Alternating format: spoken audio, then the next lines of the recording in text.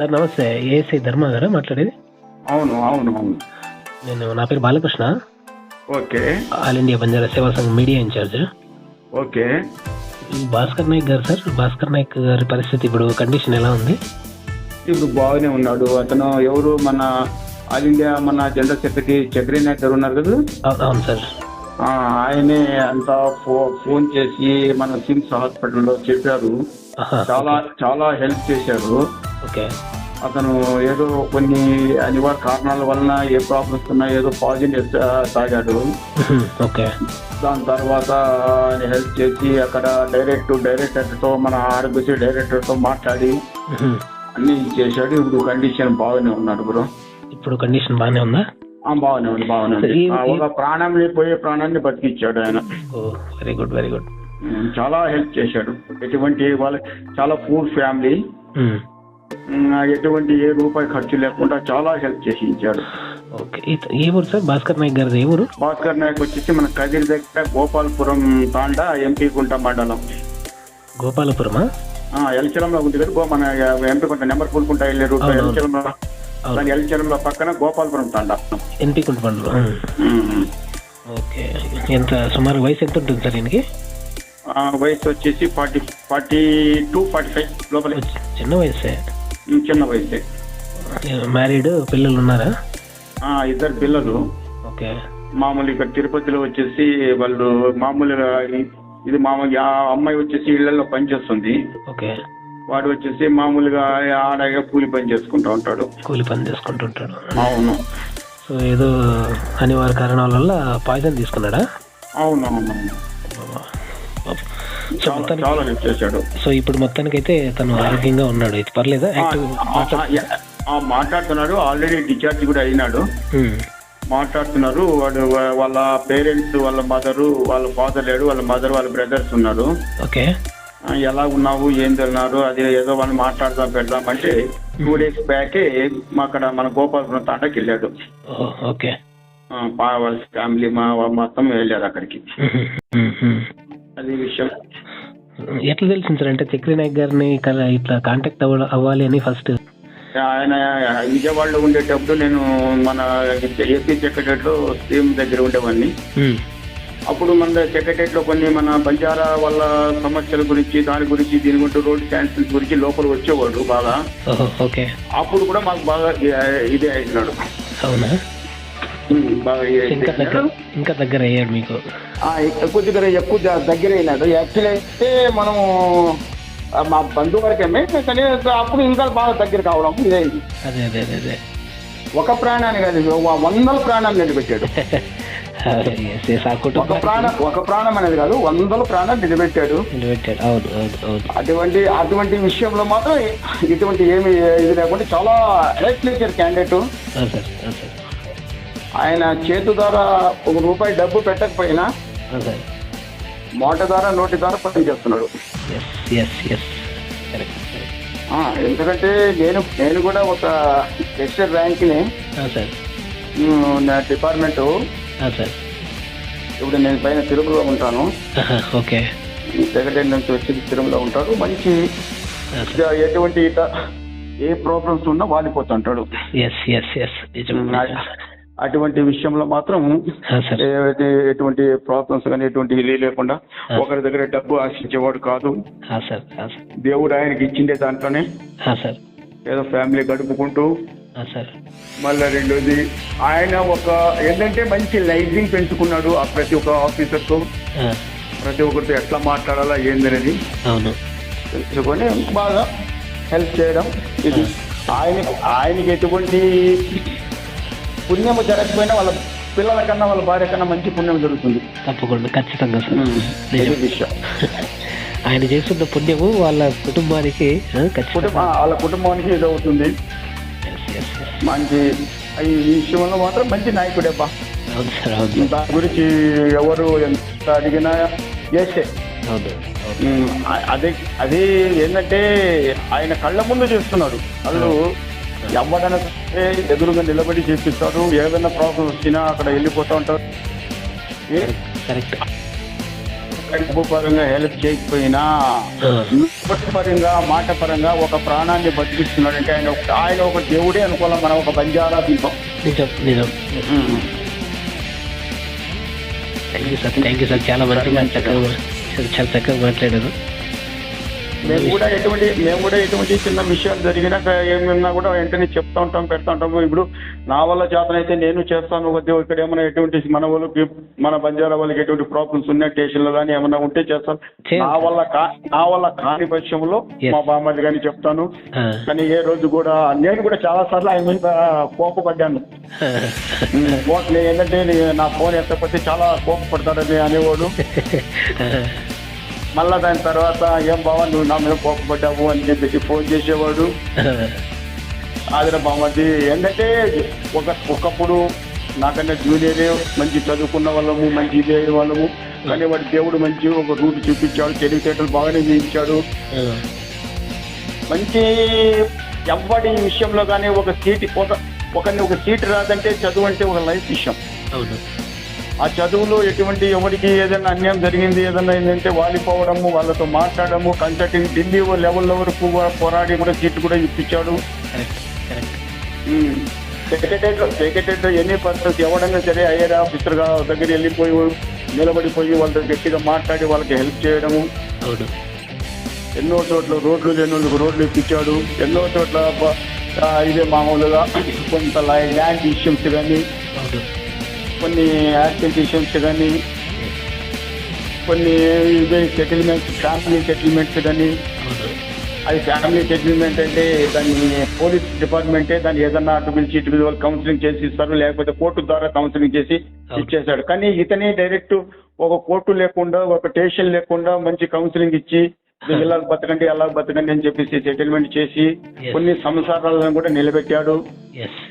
అంటే అటువంటి వ్యక్తి ఎవరిని కూడా విడదీసి మీరు ఇది ఇట్లా అయిపోయింది అట్లా అయిపోయింది చెప్పే క్యాండిడేట్ కాదు.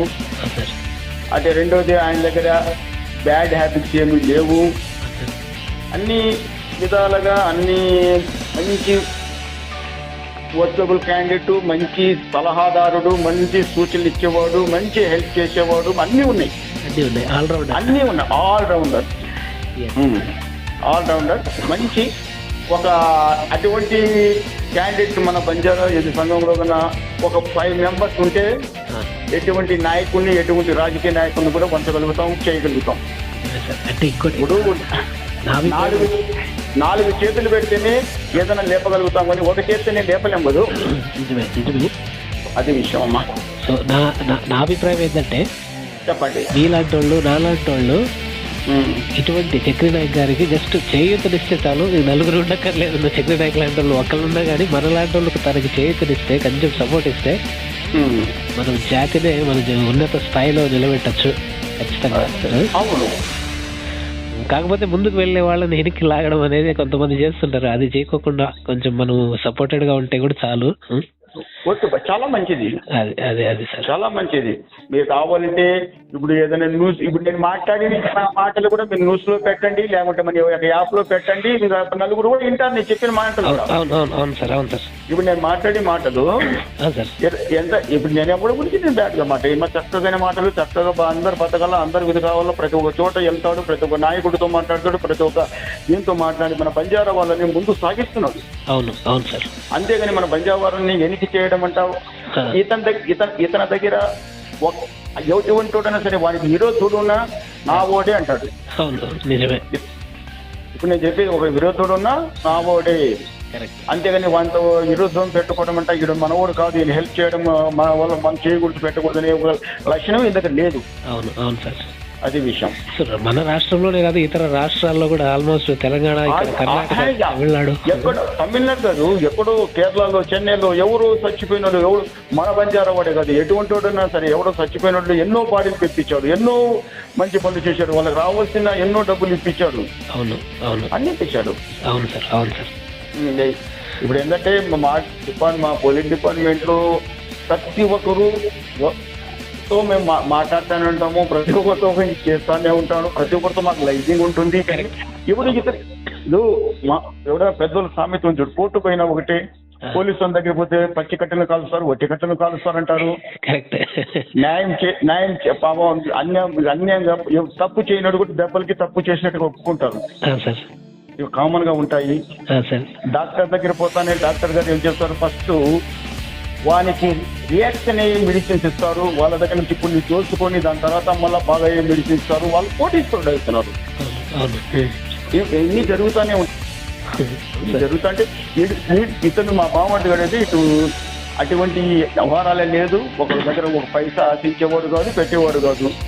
నా దగ్గర లేకపోయినా సేవకులము సేవ చేద్దాం, ప్రతి ఒక్కరు రూపాయి ఇవ్వండి, ఆ రూపాయి పెట్టేసి ఒక కార్యక్రమం మొదలు పెడదాము అనేవాడే కానీ అతన్ని మీరు ఇవ్వండి నాకు ఇంతని పేమెంట్ చేయడం పెట్టడం అయితే ఎటువంటిది ఏమీ లేదు. చాలా మంది ఆఫర్లు కూడా చేశారు సార్.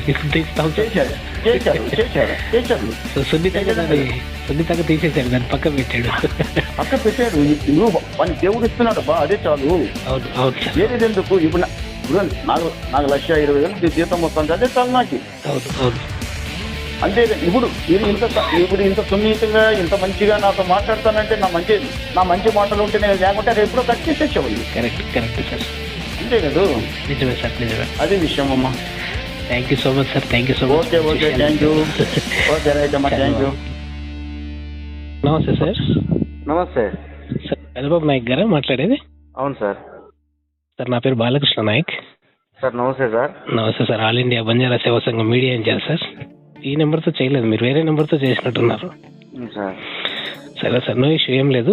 అదే పేషెంట్ పేరు నాగరాజ్ అనుకుంటా కదా?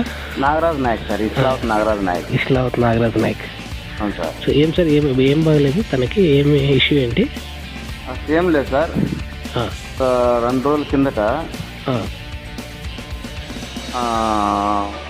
అంతా 3 గంటలకి, పగలు 3 గంటలకి RTC bus okay Rayachoti to Kadiri, okay, Veligallu reservoir దగ్గర ఆ మొలకలు తిరుగుతాయి కదా సార్. అవును.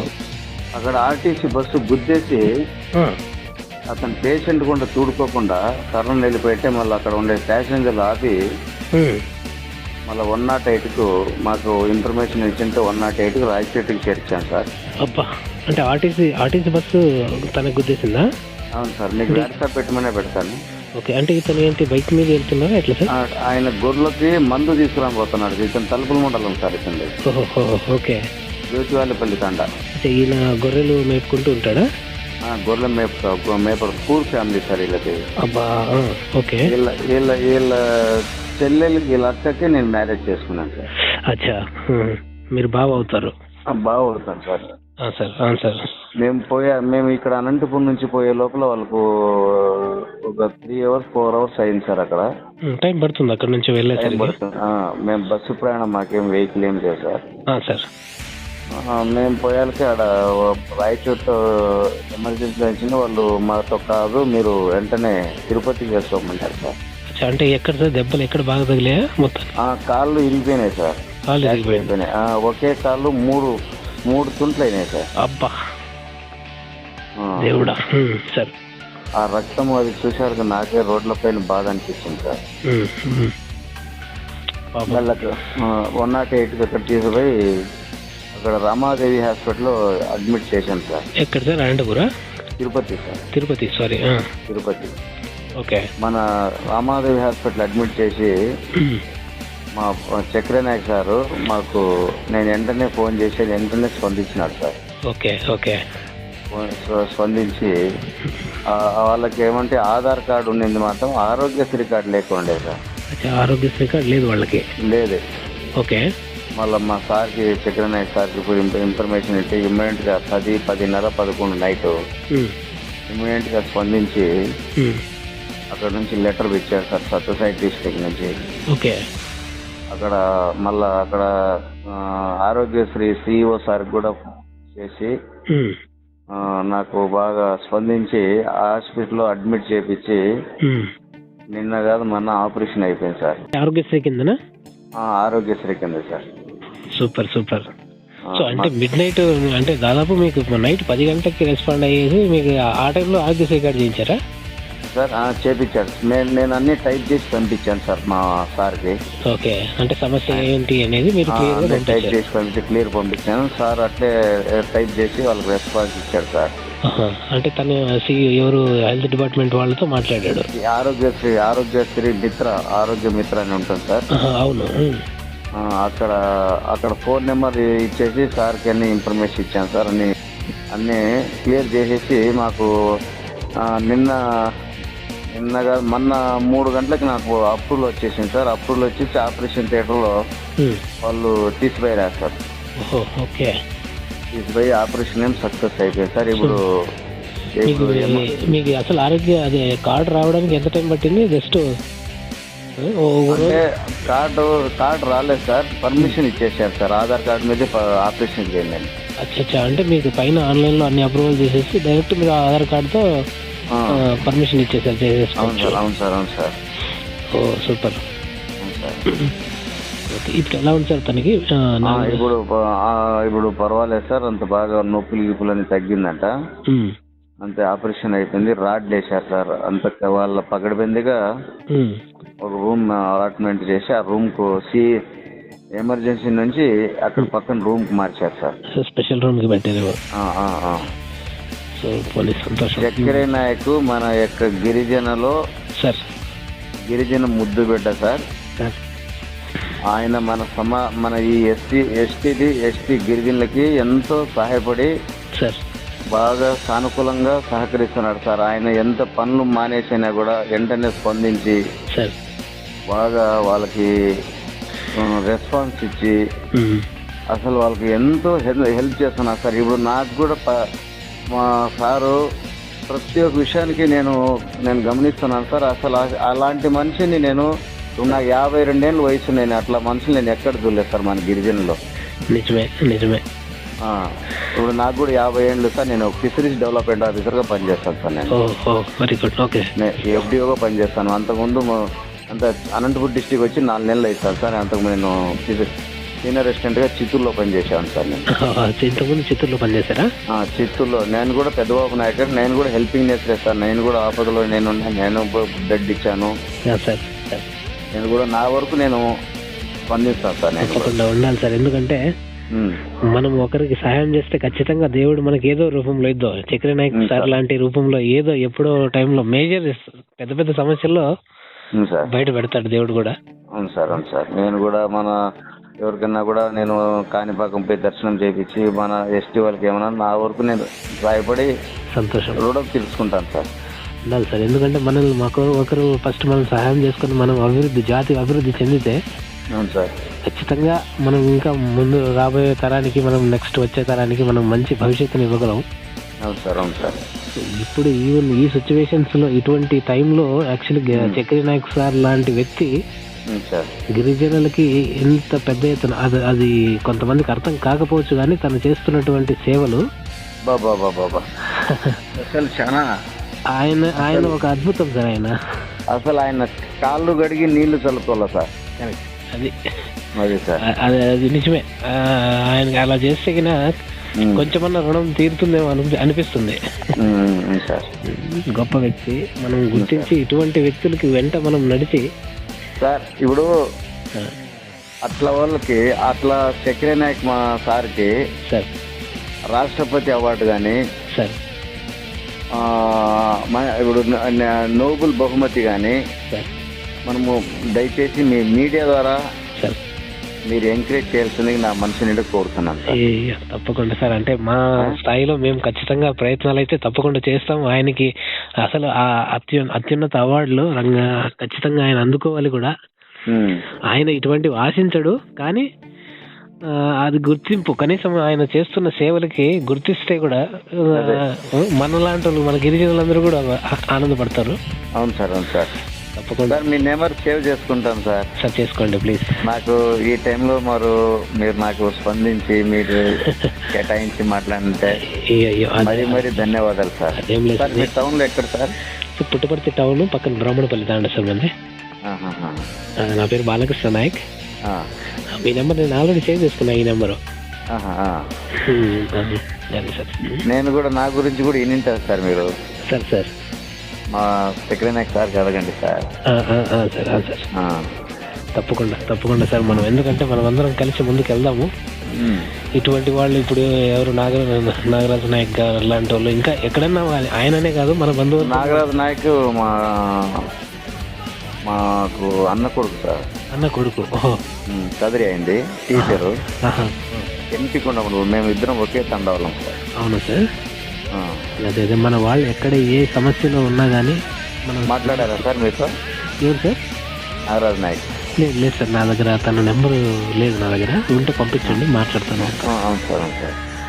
ఇప్పుడు వ్యక్తి తనే నాగరాజు గారే కదా? ఇప్పుడు నా పేరు పెద్దబాబు నాయక్ సార్. మీ పేరు పెద్దబాబు. ఎస్. ఇప్పుడు యాక్సిడెంట్ అయింది ఎవరికి? నాగరాజు నాయక్ అని, ఇస్లాం నాగరాజు నాయక్. ఇద్దరు నాగరాజేనా? ఇప్పుడు నాగరాజు నాయక్ టీచర్ అని ఆయన కదిలో ఉంటాడు. ఆయన మీ బ్రదర్ అవుతాడు? మా బ్రదర్. యాక్సిడెంట్ అయింది మీ బామర్దికి? బామర్ది, అవును సార్.